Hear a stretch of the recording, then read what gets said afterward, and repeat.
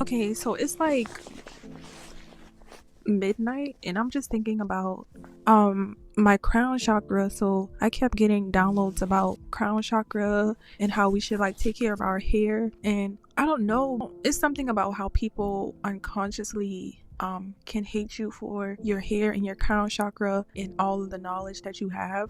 Make sure that you are protecting your hair at all times, taking care of your crown. I was asked if my hair was my hair, and I don't know why I get offended by this question. I don't feel like I should get offended by it, only because some people just aren't at a space where they fully admire their crown and take care of their crown, so they're always enamored by the people that do. This man walked up to me today and he was like, "Oh, I did my own hair," and that kind of surprised me because you don't see men really taking care of their hair anymore. They kind of always let other people do it, especially if they had like dreadlocks, or I don't know what they call it now, locks. I know some people get offended by a specific term, but locks, that's what we call them now. So a lot of people get stuck in things being a certain way, so they just, I don't know if it's an insecurity within them, maybe it just is, but the crown chakra is something that's heavily on my mind. And what animal comes to my mind is the peacock, and we all know the peacock has these amazing feathers, especially at the head space. So make sure that you're taking care of your crown, make sure you're taking care of your hair. A lot of people are very insecure with their hair, and there was this picture that I saw of this lady that went to jail, and her hair was like, her crown chakra was out of touch. She was out of touch with her crown. So you can always tell the people that are out of touch with their crown because they're uncomfortable with wearing their natural hair. They're uncomfortable with embracing who they are because of insecurities. And when you're out of touch with your crown, you're out of touch with the divine. You're out of touch with your higher self. So stay true to who you are and just embrace who you are. Don't be afraid to embrace who you are. Stay in touch with yourself. Don't be here to impress other people, because certain people get certain hairstyles just because it's popular, and that's not just with hairstyles, that could be with anything. But when you're out of touch with your crown chakra, you could be lacking vision as well, and your throat chakra. So every chakra is connected. Every point in your body is connected to each other. So when you see that you're out of balance with certain chakras in your body, just really examine where you are in life and do shadow work on healing your crown chakra and getting back to loving your hair and loving who you are. But I say that just to say that I've been attracting a whole lot of people based off my hair. Like, people just sit there and stare at me all day because of my hair. And I don't think it's just that. It's just the simple fact that I am in tune with myself. I am at one with myself. So when you're in tune with yourself and you're at one with yourself, you're royal. You're like, that's like royalty. Someone that is in touch with their crown chakra is royalty. So I always think of someone that is in touch, like very in their higher chakras, as someone that holds a lot of knowledge. Your hair itself holds a lot of wisdom. Your hair holds a lot of knowledge about your past and who you are as an individual. And it also tells you a lot about your bloodline. So pay attention to your hair. Love your hair. Even if you feel like your hair doesn't look like everyone else's, it's okay. That's what makes you unique. That is what makes you different. Your hair isn't going to be what is societally, what is the word for it? What is societally pushed out or popularized or whatever you want to call it, but your hair is very important. Your hair can attract a lot of opportunities to you. Even if people say that, hey, this isn't politically true, you're not supposed to have your hair this way because you work in this profession, honor your hair, honor who you are,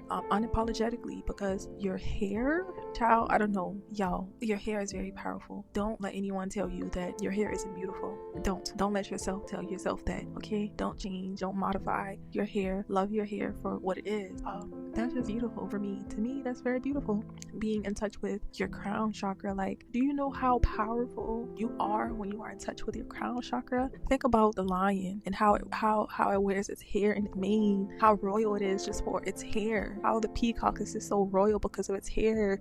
So think about all the animals out there that truly worship their feathers and their hair. Like, I'm trying to think of another animal that has like amazing hair, but those are the two that come like to the top of my mind. Oh yeah, and the panther, like the black hair, sleek black hair, and it's not even black. Like, if you look at a panther in light, you'll see that it has like these amazing spots on it. So that goes to show that everyone is unique, everyone is different. Not everyone's hair is going to look the same or be the same. So your relationship with yourself is very unique, and it's not going to be the same as everyone else's. So make sure that you're prioritizing being in touch with yourself and taking care of yourself on a daily basis, because it's going to show in your hair, it's going to show in your skin, it's going to show in the way that you glow, and you're just going to see yourself for who you truly are, because you're going to be in touch with your third eye chakra as well, seeing things for what they really are, seeing yourself for who you really are, and seeing that you really are royalty. You really are someone that needs to be embraced. Even if no one else is embracing you, you need to learn how to embrace yourself. Once you embrace yourself, you'll see that it reflects outwardly. Opening the crown chakra is about expanding our awareness so that it can embrace a larger portion of the universe fielding our consciousness. This occurs through meditation, spiritual practice, mystical experiences, altered states of consciousness, study and education, and the elusively simple but profound act of paying attention. So I just read that out of a book, and I'm going to put the book in the description box below. I'm kind of outside, so if everything sounds muffled, I do apologize. So I'm reading a chapter in this book, and it's based on the crown chakra, and it's talking about the ability to detach ourselves from outcomes, things that don't really serve us, and also detaching ourselves from grief. So if you lose someone in your life, maybe it's because you were too attached to that thing. Attachment isn't something that is truly healthy, especially when it comes to the crown chakra. The ability to attain information. So in order to attain information, you may have learned things in the past that you may have to let go of. And if you're constantly attached to those things and you're constantly saying, okay, well, my mom taught me this or my dad taught me this, how are you going to be able to be open to receiving new knowledge? So the universe may come around and shake things up, change things surrounding you, and it's going to force you to change. It's going to force you to let go, and not necessarily force. You're going to basically unconsciously be letting go of things that didn't serve you unconsciously, because you are beginning to question everything around you. You are beginning to get in touch with your crown chakra. So when you get in touch with your crown chakra, it's going to ignite a lot of change. And this is not to scare you, but this is just to make you aware of how the universe works.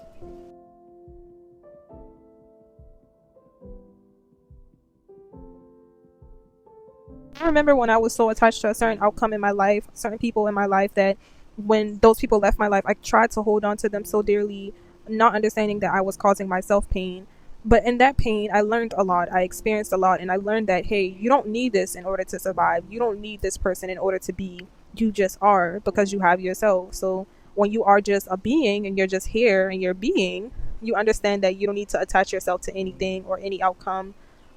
Simply because in all experiences in your life, you're learning. With this person, you learned. Without this person, you will still learn. Without this belief system, you will still learn. With this belief system, you still will learn. So in life, you'll constantly be learning, but you have to remain detached in all that. So when I say that you are royalty, I say that because in all of us we are shrined with a deity. That tree was shrined of or with a deity. Within all of us, we have this god or this goddess within us, and it's just, we are just at one because we're here, because we're gods. That tree was God. You are God. When you understand and you are connected with yourself, you understand that you are God, and you don't deject yourself. You're not attached to anything, because you understand that, hey, I am a god. I have everything that I need. I have all the knowledge that I need. This cat sitting in front of me is a god. Like, this cat has a goddess or god inside of her, a deity inside of her.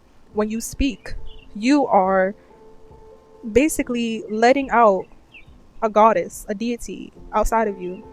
So speaking is powerful. Being is powerful. You being who you are is powerful. Everything that you do is powerful. Live up to your goddessness. Live up to your godness. Live up to who you are, because you are a god.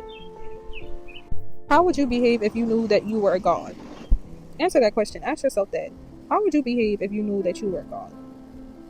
Would you react to everything that's going on outside of you? Would you be open-minded, or would you be judgmental? If you just ask yourself that. What does God look like to you? Who is God to you? You have to change your perspective of what God is, or who God is, or what a deity is. When you start to be open to these things and these beings, you understand that you are one with them, and you don't question who you are, because you don't question who they are, and you realize that everything is a reflection of you.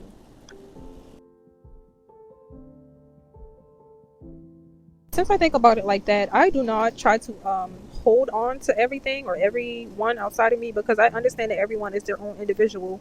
Yes, I do have a cat, but I don't keep my cat in the house all day because I understand that she is her own person. She is her own being. So if she wants to go outside, I'm going to let her go outside. If she wants to come in the house, I'm going to let her come in the house. Like, it's that simple.